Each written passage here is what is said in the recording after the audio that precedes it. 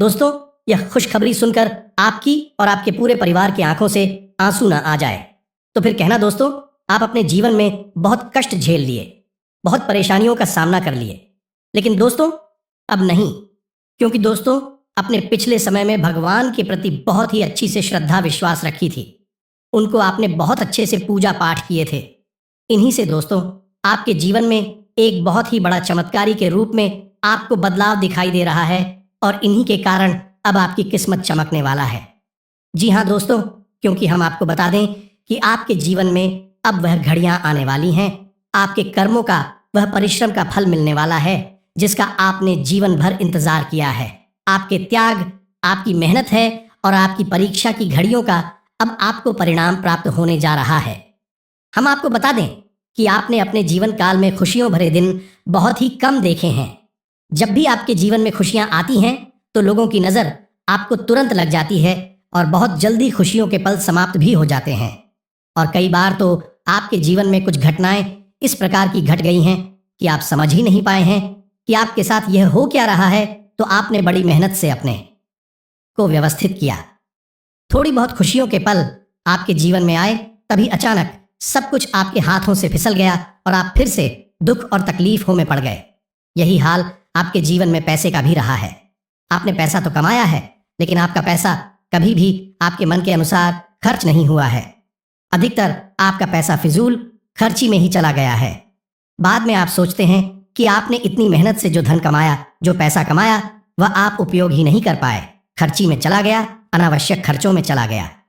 जी हाँ दोस्तों, आपकी राशि के जातकों की खूबी ही यही है कि आप मेहनत बहुत करती हैं, सुख समृद्धि अपने जीवन में लाने की कोशिश भी बहुत करते हैं, लेकिन उस सुख समृद्धि का धन, दौलत का रुपए, पैसे का लाभ हमेशा दूसरे ही उठाते हैं।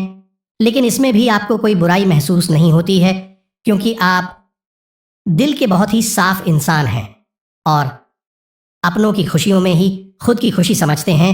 और आपको जो अपनों के चेहरे पर हंसी दिखाई देती है तो बहुत सुख प्राप्त होता है, बहुत अच्छा लगता है। लेकिन इसमें तकलीफ आपको तब प्राप्त होती है जब आपके अपने ही आपकी भावनाओं की कदर नहीं करते हैं, आपकी पीठ के पीछे आपके बारे में कुछ ऐसी बातें बोलते हैं जिन्हें सुनने के बाद आपको बहुत पीड़ा प्राप्त होती है। ऐसी चुगने वाली बातों की उम्मीद आप अपने अपनों से नहीं करते हैं, लेकिन आपके स्वभाव की बहुत बड़ी खूबी यह है कि आप सब कुछ जानते हुए भी अनजान बनने का दिखावा करते हैं।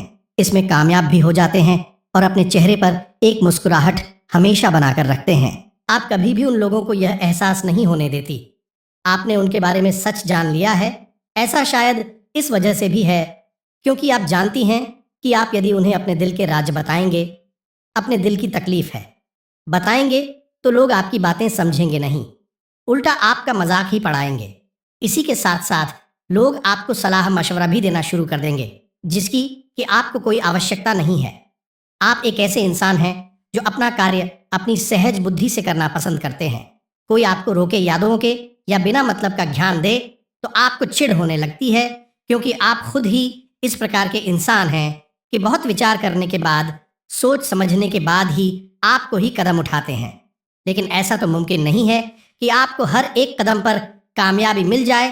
तो जब आपका काम खराब हो जाता है तो फिर आपके अपने ही ताने मारने लगते हैं और इन्हीं स्थानों को सुनकर आपका दिल छलनी हो जाता है। आप दिल टूट जाता है, लेकिन आप इन सब तकलीफ उसे बहुत जल्दी बाहर भी आ जाते हैं, क्योंकि आप एक आशावादी इंसान हैं। आप उम्मीद कभी भी नहीं छोड़ते हैं और ईश्वर में भी आपकी गहरी आस्था है। ये बात जरूर है कि कभी कभी क्रोध में या आवेश में आकर आप ईश्वर से भी नाराजगी दिखाने लगते हैं, गुस्सा दिखाने लगते हैं, लेकिन मन ही मन आपको अपने आराध्य पर, अपने ईश्वर पर पूरा भरोसा है। तो अब आपके आराध्य ने, आपके ईश्वर ने आपके दिल की बात सुन ली है और आने वाले पितृपक्ष में आपके जीवन में 3 बड़ी घटनाएं घटने जा रही हैं, जिन्हें यदि आपने ठीक तरह से उपयोग कर लिया तो आपके आने वाले जीवन काल में कोई भी समस्या नहीं आएगी। जी हाँ दोस्तों, और इससे भी बड़ी बात हम आपको बता दें कि आप पितृपक्ष में एक बहुत बड़ी गलती करते हैं। शायद आपको उस गलती के बारे में किसी ने अब तक बताया नहीं है, लेकिन हम आपको आपकी उस गलती के बारे में भी बताएंगे। साथ ही साथ गलती को कैसे सुधारेंगे और इस पितृपक्ष में आप कैसे उस गलती को सुधार कर अधिक से अधिक लाभ ले पाएंगे, ताकि आपके आने वाले जीवन काल में आपको सुख समृद्धि भरपूर प्राप्त हो, माता लक्ष्मी का पूरा आशीर्वाद प्राप्त हो, और इससे भी बड़ी बात कि आपके मित्र पूर्ण रूप से तृप्त हो जाएं, आपको आशीर्वाद दें।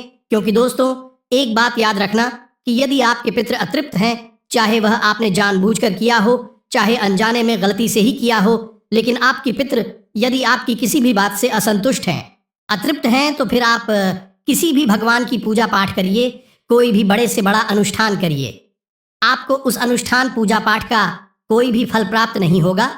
आपने देखा होगा कि जब भी आप अपने घर में कोई पूजा पाठ करवाते हैं किसी ब्राह्मण या पंडित के द्वारा, तो आपने सुना होगा कि जब आपकी पूजा पाठ आरंभ करवाते हैं पंडित जी, तो 3 मंत्र हमेशा सबसे पहले उच्चारण करते हैं। पहला स्थान देवता देव नमः, या नीचे से स्थान पर पूजा हो रही है उसी स्थान पर जो भी देवता उस समय मौजूद हैं उन्हें नमः। दूसरा कुल देवता देव नमः, यानी आपकी कुल की जो भी देवी या देवता है उन्हें नमः। तीसरा पितृ देवता देव नमः। दोस्तों, आपके बहुत महत्वपूर्ण हैं। फिर असल में देवता है। अब यहाँ पर आपको इस बात का पुख्ता प्रमाण मिला कि बिना पितृ की पूजा किए आप किसी भी देवी देवता की पूजा कर लेंगे, उसका फल आपको प्राप्त नहीं होगा। अब फितर की पूजा कैसे करनी है, यह एक सामान्य सा प्रश्न होगा जो आपके मन में आ रहा होगा। तो कोई विशेष विधान नहीं है, बस आपको अपने पितरों को भी याद कर लेना है किसी भी पूजा पाठ के समय, और आपकी पूजा पूर्ण हो जाएगी। तो चलिए आज के वीडियो को शुरू करते हैं। आपको बताते हैं कि कौन सी है वह 3 बड़ी घटना है जो आपके जीवन काल में घटने वाली हैं, और इस पितृपक्ष में आपको बहुत बड़े लाभ देने जा रही है। यदि आपने उनका सही तरह से उपयोग कर लिया तो वीडियो को प्रारंभ करते हैं। लेकिन इससे पहले आपसे एक निवेदन है कि कमेंट में पूरे भक्ति भाव के साथ जय मां लक्ष्मी लिखना ना भूलें। माता का सीधा प्रेम और आशीर्वाद आपको प्राप्त होगा।